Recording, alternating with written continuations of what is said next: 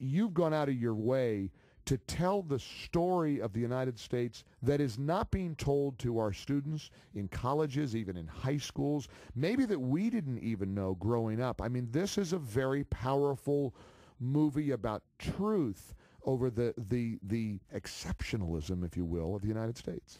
Well, the biggest truths are right in front of us, and we don't see them. Now, Americans in general don't think about the principles that built America, and why would you? You know, when you live in a house, you don't think about the blueprints that built your house.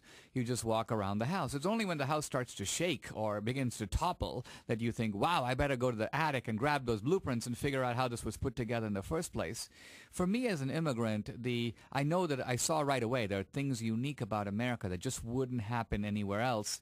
And so in some ways it's been my life's topic. I've written 13 books, and they're about different topics: civil rights, education, capitalism, American foreign policy. But in a way, the unifying theme is the meaning of America.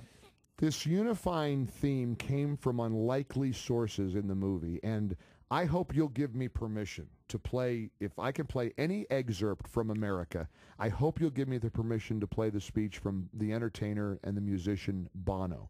In fact, the caller a few minutes ago, one of the callers who was there last night said, who would have thunk it that Bono had such brilliant words about the United States? This is a guy from Ireland, right? This is a guy who is a foreigner to this country. And a rock singer. And a rock star. I mean, and somebody you wouldn't think. Now, I have read a lot about, he's reached out to Clinton and to Bush in the past over, humanitarian efforts for relief for AIDS worldwide. I've read some interesting things about him.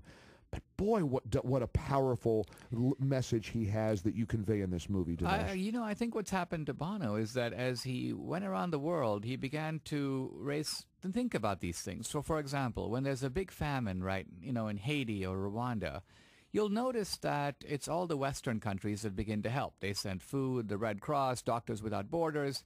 Now, there are other rich countries in the world. There are the oil-rich countries of the Middle East. There's China, which has a lot of money.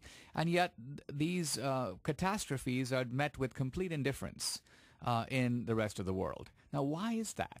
I think Bono began to think, well, maybe it has something to do with the Christian heritage of the West. And even secular Europe still has, if you will, the accumulated habits of 2,000 years of Christianity. So I think Bono is one of those rock singers who actually thinks and thinks about what makes this work. Right. And he's come to some surprising conclusions, and we put them in the movie. It's a brilliant message. The movie is brilliant. Of course, not unexpectedly, the theater stood up and cheered at the end of it in both theaters. We had two movie theaters last night, and that keeps happening too, right? As we do these premieres around the country, you have to keep adding movie theaters because the seats fill up so quickly.